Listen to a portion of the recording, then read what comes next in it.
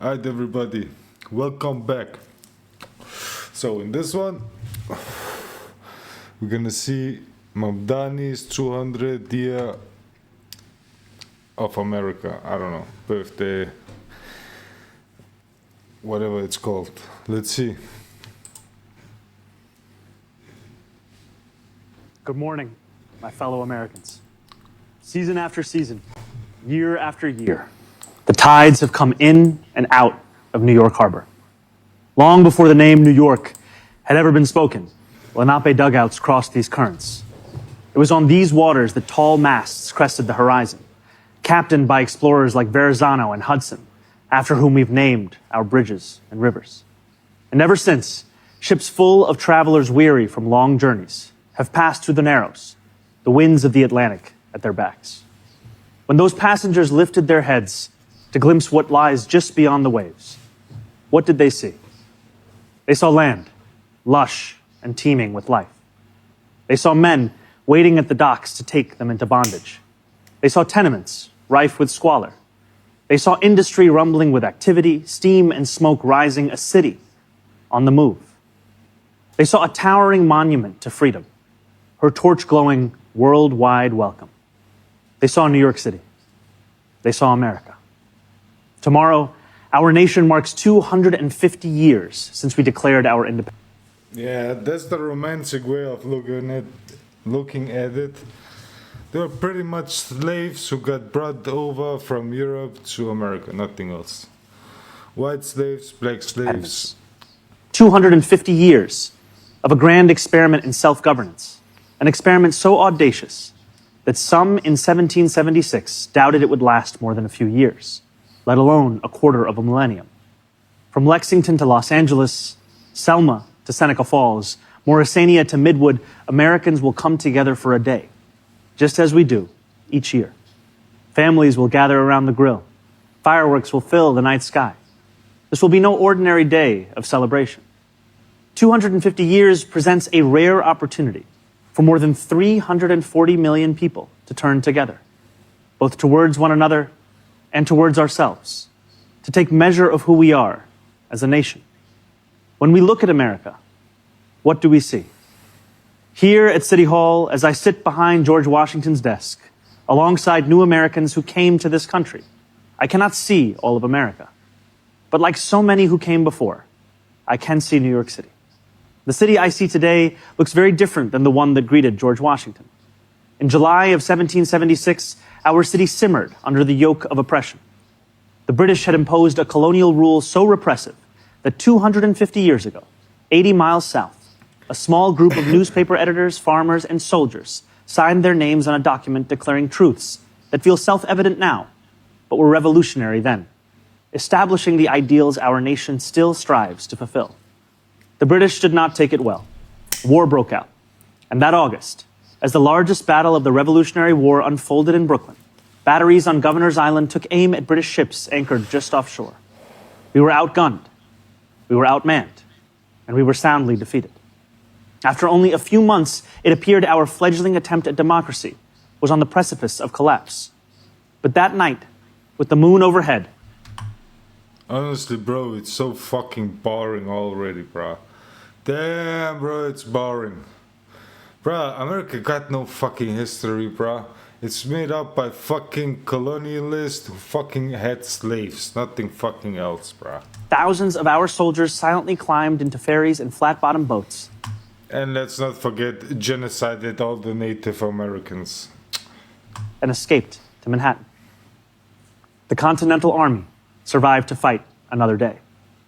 Independence may have been declared in Philadelphia, but it was rescued in New York City. George Washington was the last to leave Brooklyn.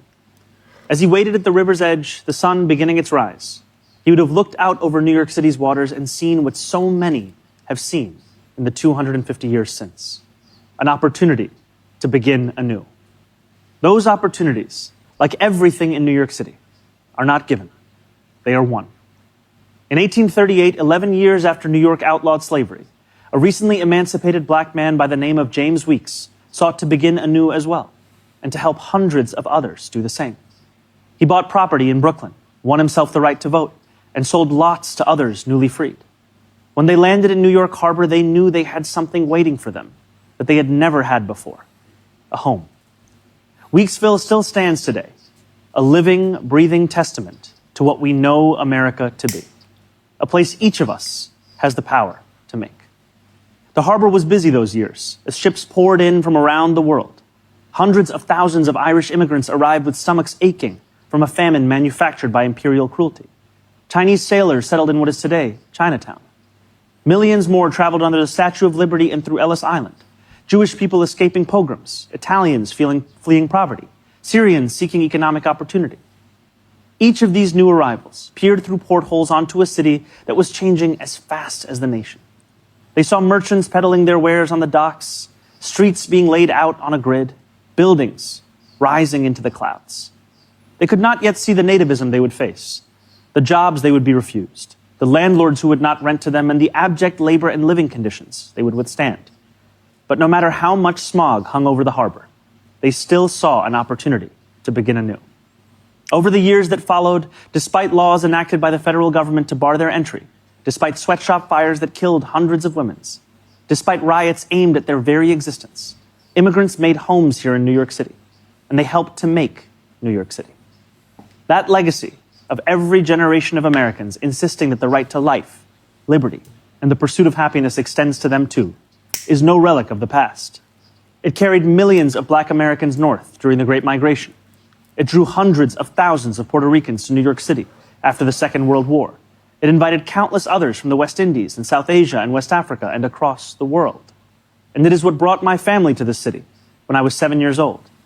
My family did not arrive by boat, although we saw the Statue of Liberty from the window of the plane. Even from the air, we could make out the promise of America, the promise of the beautiful patriotic work of rendering America, year after year, a little more faithful to its founding ideals. There is a term so often used to describe our nation and those who have shaped it: American exceptionalism. American exceptionalism, the conventional wisdom tells us, makes our freedom a little more free, is how we dug the Erie Canal and irrigated the West, is why children in faraway lands grow up dreaming of one day moving here. And yet the irony... Who the fuck dreams of moving to America, bruh? ...is that the story of America has so often been written by those who were told by others with power and influence and wealth that they were anything but exceptional. For generation after generation, we have been told that when the world has sent its people to our shores, it has not sent its best. It sent Puritans and Sikhs and Quakers and Muslims and Jewish people who were banished for praying the wrong way, worshiping the wrong gods, angering the wrong people. It sent peasants and serfs from slums and shtetls who were treated as less because they hardly owned clothes, let alone land. It sent immigrants from whom power was something someone else had. We are told that America is exceptional because we are richer, stronger, more powerful than everyone else. The truth, my friends, is that America is exceptional because here, nothing is fixed into place. The frontier may be closed, we may have walked on the moon, but the work of fulfilling the values first enshrined in the Declaration of Independence, that work endures. Honestly, bro, I understand why you gotta talk about all this shit, but honestly, I'm too European for all this talk, bro. Honestly, I'm too European. Honestly, America's built on shit, bro. Nothing fucking else. And all of this patriotism, bruh, it's too boring, bro. Instead of this, it should be more like looking to the future instead of in the past. The past is fucking ugly, bro. It's fucking ugly, bro. More future, bro. Fuck this past shit. And it belongs to us all. It belongs too to our newest Americans, those standing here with me today, all of whom were recently naturalized. Nearly a decade ago, I too felt what you feel, the joy of no longer being just a New Yorker, but an American too. You each hold a special power, the power to determine what America means. The powerful have always known their answer. America, in their view, is an arena of supremacy, where only a select few are allowed freedom, where not all are created equal. America, if you ask them, becomes less the more people it welcomes. America, they will tell you, belongs only to those with the right accent or the right shade of skin. The rest of us, they insist, should be grateful for merely being allowed to visit. How small they are, how weak, how unoriginal. At every moment in our past, those who led through exclusion and isolation have tried to win power and enrich themselves by turning us against one another. Division is the oldest trick in politics and the cheapest. But time and again, including 250 years ago, those forces of division have been vanquished by the forces of progress.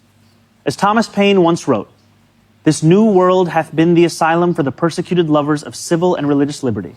Hither have they fled." And yet today, too many of our leaders do not believe in a vision of this nation as an asylum for the persecuted, but rather as one that persecutes those seeking asylum. As we mark 250 years, what do we see? We see a city of contradictions within a nation of contradictions.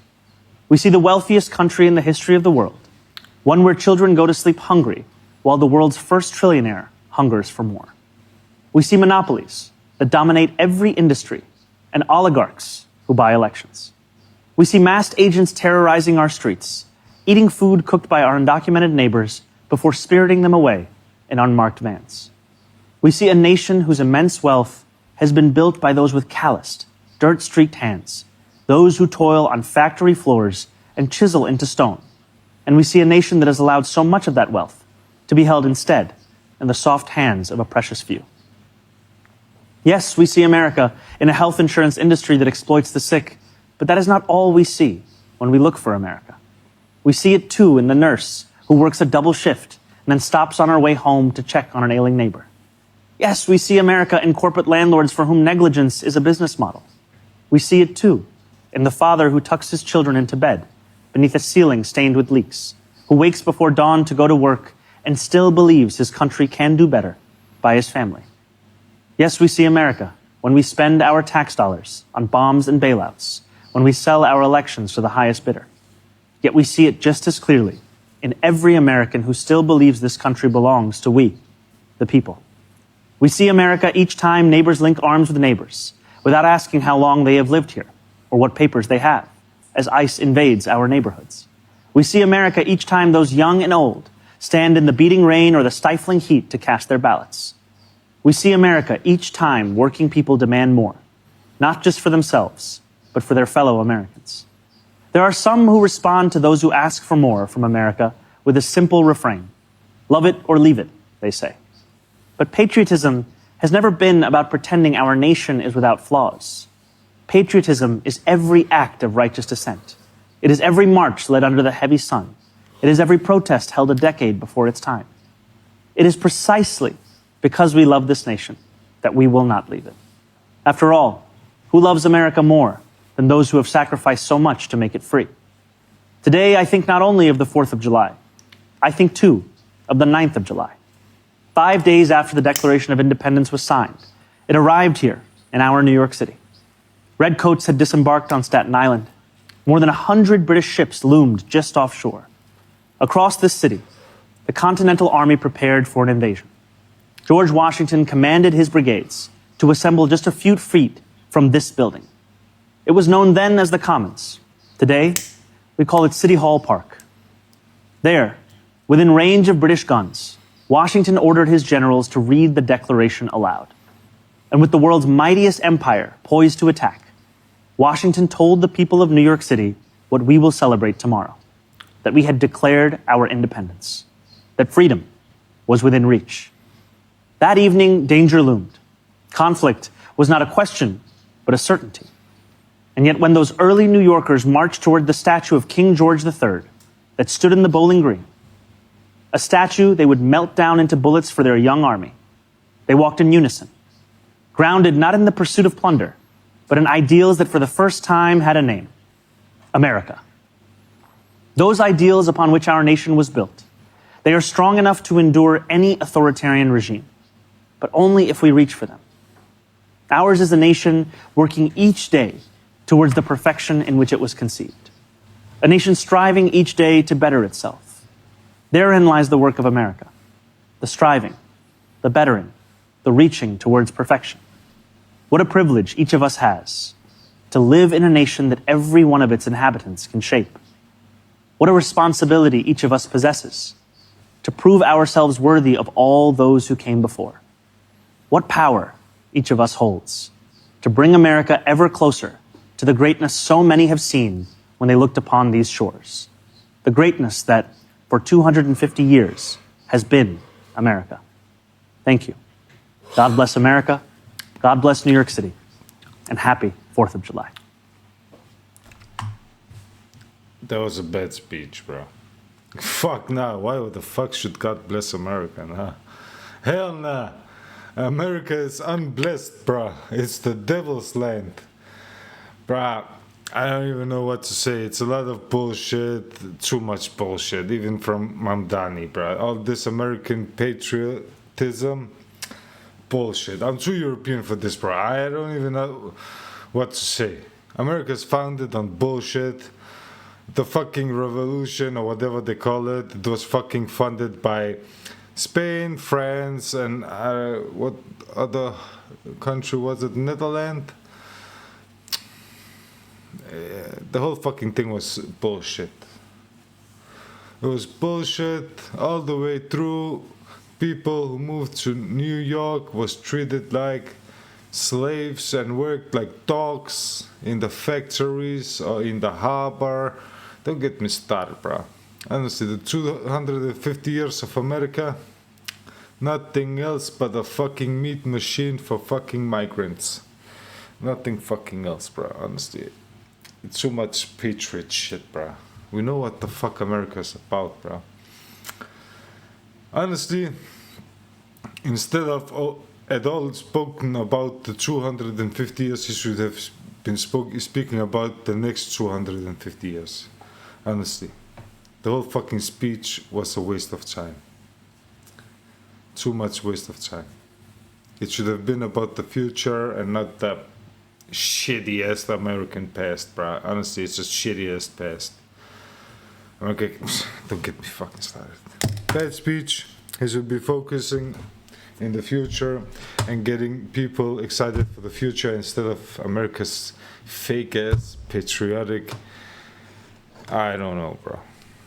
But yeah, I don't know. See you guys next time.